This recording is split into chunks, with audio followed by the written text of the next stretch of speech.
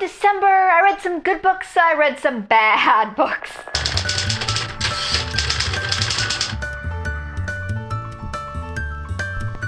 The Shadow Queen, the 7th book in the Black Jewels Dark Fantasy series. This is a great series, though I have to admit number 6 was the weakest of the lot, and so I was a bit worried.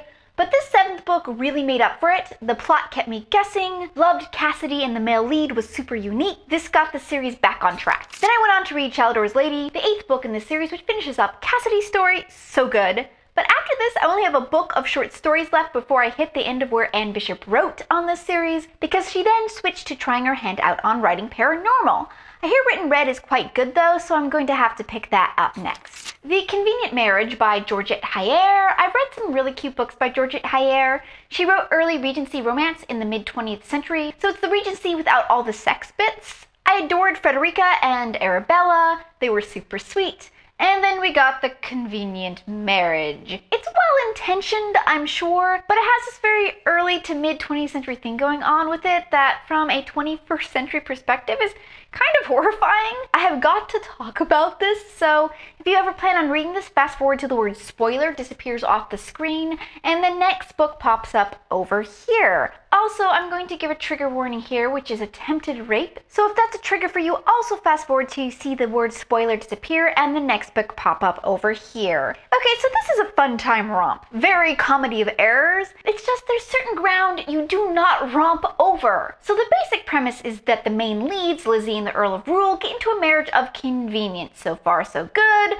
She's got a cute little stutter, it's adorable. But the evil Lord Lethbridge wants to get revenge on her husband, so he tries to seduce her. When that doesn't work, he tries to rape her, but she escapes. In the process, she loses a piece of jewelry, which she immediately freaks out will be shown to her husband, and he'll believe her unfaithful.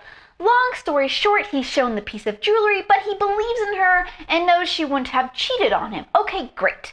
But here's where the story goes. Instead of rushing home to comfort his traumatized wife, he sends her a note pretending to be her would-be rapist and saying, "Meet me in X place if you want your jewelry back." So his poor wife thinks she's putting herself in danger and facing her would-be rapist, all so we can jump out of the bushes and say, "Ta-da! It's actually I, your husband, who has realized I love you." I mean, who writes that? Who writes that? And it's all done like it's some sort of 30s screwball comedy. So the most horrible things are written like, "Oh, no big deal. I just..." Alright, now that I have that out of my system, let's talk about something more pleasant.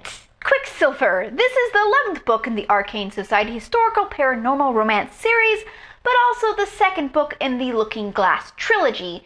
It gets complicated. Anyways, in this one, Virginia and Owen must track down who is killing glass readers in London. You know, Amanda Quick really writes the same heroine over and over again. She's got the same personality, different name, slightly different plot circumstances, but it's a formula. But it's a dang cute formula, and whenever I need a fix of that formula, I know where to go, so I'm not complaining all that much.